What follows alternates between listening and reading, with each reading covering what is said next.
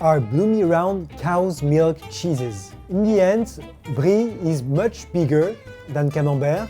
To me, it's milder, it's more creamy, more lactic, more milky than the Camembert that is more rustic and bold. Cheese rinds are always edible. To me, they are always interesting, they're part of the cheese because they will bring something to the texture, they will bring new taste and flavors, so go for the rind!